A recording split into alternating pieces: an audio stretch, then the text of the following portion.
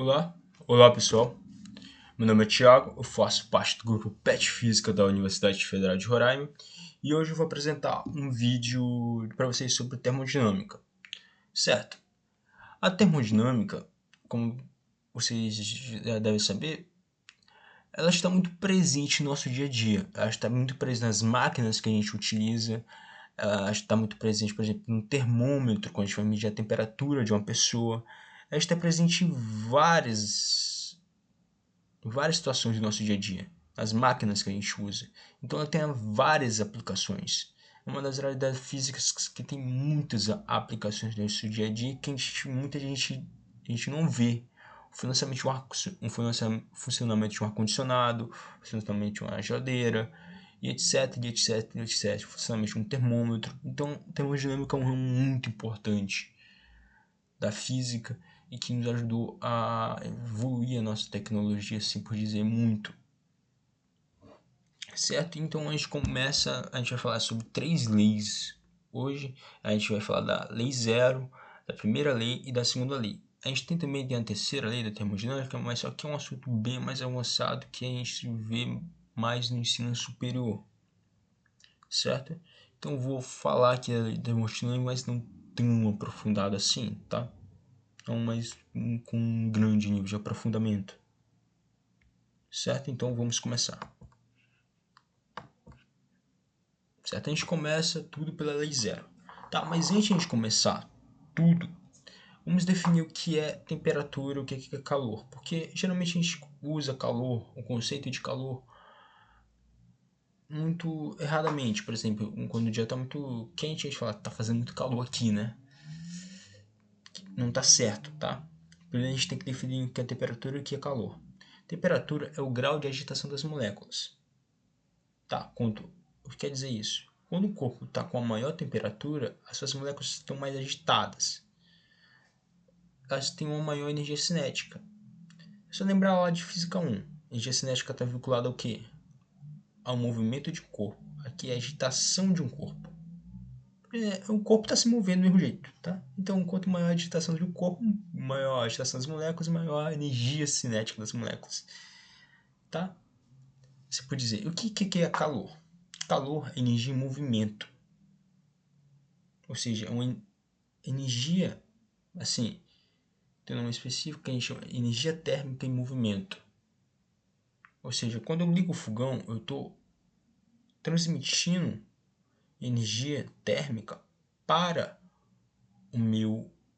para a minha panela. Eu estou esquentando a minha panela. Então, eu estou transmitindo essa energia térmica que a gente chama de calor. Tá. Uma coisa muito importante, o calor, ele sempre vai de um corpo com maior temperatura para um corpo de menor temperatura, tá? A transferência de calor acontece dessa maneira. Então, um corpo de maior temperatura em contato com um corpo de menor temperatura vai fluir calor, até que, com um calor fluindo de um corpo de maior temperatura para o de menor, o que vai acontecer? O corpo de menor temperatura ele vai aumentar sua temperatura, certo? E o corpo de menor temperatura, de maior, vai diminuir, até que chegam num equilíbrio térmico, onde eles vão ter a mesma temperatura. A partir do equilíbrio térmico, eles vão parar de... O fluxo de calor vai cessar. Eles não vão mais trocar calor entre um e o outro, porque eles vão ter a mesma temperatura. Então não vai existir mais troca de calor. Tá? Agora imagine comigo aqui. Eu tenho um corpo A, B e C. Todos eles têm uma temperatura diferente. O corpo A e B estão separados por um isolante térmico, mas eles estão em contato com o corpo C por meio de um condutor térmico. Então, C e A eles vão interagir entre si e vão estar em equilíbrio. Eles vão trocar calor entre si e vão ficar em equilíbrio térmico. E C e B também. Só que vamos imaginar novamente. A gente tira esse isolante e coloca um condutor. Se a gente chegar lá e observar, nada vai acontecer, não vai mudar em nada. A temperatura desses corpos não vão variar. Então, que acontece é que o corpo A e C estão em equilíbrio. O corpo C e B estão em equilíbrio também. Mas o B e A também vão estar em equilíbrio térmico. É mais ou menos isso que a lei zero vai dizer. Esse é um conceito muito importante porque a gente utiliza esse conceito nos termômetros quando a gente vai medir a temperatura de alguém. Certo? Tá. Agora, indo para a primeira lei da termodinâmica. A lei da termodinâmica trabalha com um conceito muito visto, que a gente já viu muitas vezes na física. É um conceito muito importante, que é o conceito de conservação da energia. Tá? Mas antes de a gente falar disso, a gente tem que falar de sistema. O que é sistema? É uma parte do universo. O sistema da termodinâmica vai ser o que pode trocar energia. Certo? E também introduz um conceito muito importante, que é a energia interna. O que é energia interna? Vai ser a soma das energias cinéticas do meu corpo. O que é do meu corpo? É composto de moléculas. Aquelas moléculas vão se agitar, elas vão ter energia cinética, e a soma de todas as energias cinéticas vai ser uma energia interna. Certo? Então, quanto maior a temperatura de um corpo, maior a minha energia interna. Certo? Tá. Agora vamos fazer um experimento aqui. Pegar um recipiente contendo um gás, não é um gás ideal, tá? É um gás qualquer. Coloca um embolo. O embolo vai ser a tampa, mas essa tampa vai ser móvel. Mas a gente vai considerar uma coisa: entre o embolo e a parede não vai ter atrito. Por quê? Porque se tivesse atrito, ia esquentar. Então teria calor aí envolvido e a gente não quer esse probleminha. A gente vai desprezar o atrito, não vai considerar o sistema sem atrito para facilitar a análise, certo? Então eu forneço energia. Então, para esse meu sistema eu ligo, acendo fogo, forneço energia em forma de calor, energia térmica, e eu começo a esquentar esse meu gás. O que vai acontecer? O meu gás tinha uma energia interna inicial, certo? Quando eu forneço calor para esse meu gás, através do meu fogo, eu vou aumentar a temperatura do meu gás, certo? Eu vou fazer as moléculas se agitarem mais. Então, parte dessa minha energia está sendo para variar a energia interna desse meu gás. Só que como o embolo é móvel, você começa a pensar comigo aqui. Se as moléculas desse meu gás vão começar a se agitar, elas vão começar a se movimentar mais, vão bater uma das outras, elas vão começar a se distanciar uma das outras. O que vai acontecer? O volume do meu gás vai variar, certo? Lembra que o meu embolo é móvel. Então, o volume do meu gás ele vai variar. Então, como o volume do meu gás varia, eu vou estar realizando um trabalho. Então, parte da energia que eu forneço vai ser para variar a minha energia interna do meu gás e para realizar trabalho. Então, aqui ó, a gente pode colocar aqui nessa equação. Eu forneço energia térmica, eu forneço calor. Parte desse calor que eu forneci vai ser servido para variar a energia interna do meu gás, certo?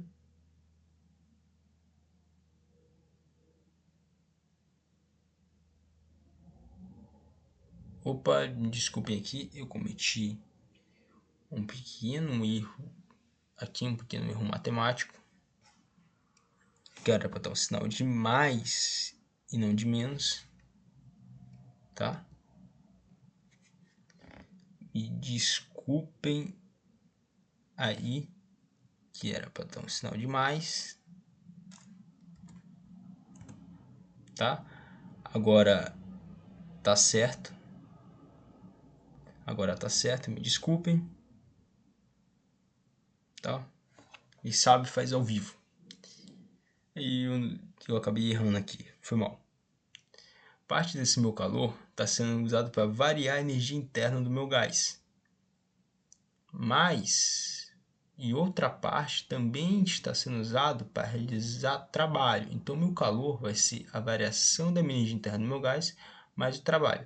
Escrevendo de outra maneira, eu tenho que a variação da minha energia interna do meu gás vai ser igual a o meu calor fornecido menos o meu trabalho, que é a equação que a gente vê muito nos livros, certo? Tudo bem até aí? Agora a gente vai partir para as transformações. Tá, aqui eu começo pela primeira, que é a transformação isovolumétrica. Como o próprio nome já diz, eu vou representar aqui pelo gás, eu vou fornecer calor para o meu gás, ele vai variar a minha energia interna, é o mesmo. Imagine que é o experimento que eu fiz anteriormente, é um recipiente com êmbolo, mas agora ele não é móvel. Então, eu vou fornecer calor aqui, eu vou aumentar a temperatura do meu gás, eu vou aumentar a pressão, mas o meu êmbolo é fixo, então esse gás não vai se expandir, então ele não vai variar o seu volume, logo ele não vai realizar trabalho. Então todo o calor que eu estou fornecendo vai ser usado para variar a minha energia interna. A variação de energia interna do meu gás vai ser igual ao calor que eu forneço. Tá. Passando para essa aqui, isobárica, eu tenho que agora eu vou manter minha pressão constante. Ou seja, eu vou fornecer calor para o meu sistema, ele vai variar o volume e a temperatura, mas minha pressão vai ser constante. Certo? É a mesma equação que eu vi anteriormente, não muda nada praticamente. Tá? É a mesma equação. Agora, indo para cá, a diabática. A diabática é que eu não tenho trocas de calor. Ou seja, eu não vou fornecer calor para o meu sistema e nem retirar calor do meu sistema. Então, a quantidade de calor que eu forneço para o meu sistema e que eu cedo vai ser igual a zero. Ou seja, eu tenho uma situação bem aqui, que eu tenho um êmbolo móvel.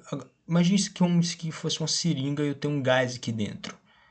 Esse aqui inicialmente, eu tenho energia interna, certo? Eu tenho uma temperatura inicial, energia interna inicial, e eu puxo esse meu êmbolo. Tá. Eu variei o volume, ou seja, se eu variei o volume, eu realizei trabalho. Certo? Só que aqui as moléculas elas estão mais juntas uma das outras. Então elas vão se colidir mais umas com as outras. Então aqui ó, ela vai ter uma temperatura X. E quando eu expandir aqui, ela vai ter outra temperatura.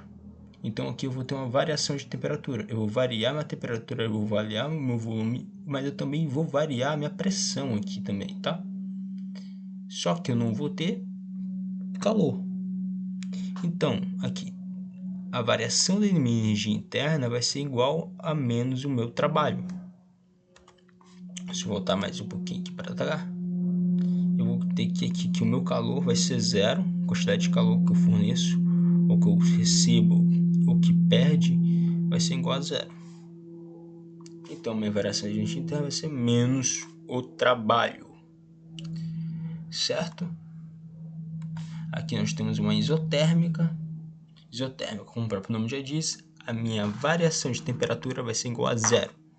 Nós vamos ter a mesma equação aqui, mas aqui, ó, mais interessante quando é um gás ideal. Porque quando eu trato de um gás ideal, a minha energia interna do meu gás ideal, ela depende da minha temperatura. Claro, se eu estiver tratando do mesmo gás, depende da minha temperatura. Depende muito da minha temperatura. Depende exclusivamente da minha temperatura. Tratando do meu gás ideal. Então, se eu tenho aqui, eu vario a minha pressão, meu volume, mas eu mantenho a minha temperatura constante em um gás ideal, a variação da minha energia interna vai ser igual a zero. Porque no meu gás ideal, a energia interna do meu gás ideal depende exclusivamente da minha temperatura. A variação da minha energia interna de um gás ideal depende da minha temperatura inicial e da minha temperatura final. Então, se a variação dessa minha temperatura for zero, logo a minha energia interna de um gás ideal vai ser igual a zero. Então, a minha quantidade de calor vai ser igual ao trabalho. A quantidade de calor fornecida vai ser igual ao trabalho. É claro, isso aqui é só para um gás ideal. Essa coisa aqui é só para um gás ideal. Não vai tacar em qualquer gás aí não, porque vai dar problema. Vai acabar errando a questão. Tá. Aqui a gente tem um ciclo. Em um ciclo, eu parto aqui do meu ponto inicial e eu vou fazendo isso aqui. Eu vou passando por várias transformações. Que pode ser qualquer uma daquelas lá. E eu volto para o mesmo ponto de partida. Então, se eu volto para o mesmo ponto de partida, a minha energia interna vai ser a mesma. Ou seja, eu não vou ter variação de energia interna. Então, o meu trabalho vai ser igual à mesma quantidade de calor fornecida no sistema. Então, a gente vai ver os gráficos das outras transformações, que é muito importante. Aqui eu tenho um gráfico da isovolumétrica, que foi a primeira que eu falei. Eu mantenho o volume constante e eu vario a minha pressão. Aqui nós temos um gráfico de pressão vezes o volume, tá? Eu poderia ter um gráfico de pressão vezes a temperatura, mas é mais fácil de visualizar, né, por pressão pelo volume, e é o gráfico que vocês vão mais ver quando vocês estudarem pelo livro A Transformação Termodinâmica. Aqui nós temos uma isobárica, que no caso aqui é ao contrário. Eu vou manter minha pressão constante, só que eu vou variar o meu volume. Tá, esqueci de falar que aqui eu também vario a minha temperatura, tá? Só que não está mostrado aqui no gráfico. Aqui na isobárica eu vario o meu volume e minha temperatura, mas só que eu mantenho minha pressão constante, tá? Como a gente pode ver aqui, ó, a linha da pressão ela tá reta, certo? Indo para a próxima, aqui a gente tem uma adiabática e aqui a gente tem uma isotérmica. Temperatura constante, aqui não tem quantidade de calor, eu não forneço nem cedo calor, a quantidade de calor aqui é zero. A gente vê que os gráficos são um pouco parecidos, só que o gráfico da isotérmica é um pouco... Da isotérmica não, desculpa. Da adiabática. O meu gráfico da adiabática, onde não tem um troca de calor, ela é mais acentuada do que o da isotérmica, onde eu tenho temperatura constante. Certo? Então, pessoal, eu vou terminar por aqui. Certo? Vou terminar esse vídeo por aqui. E no próximo eu falo da segunda lei, certo? E até mais. Tchau!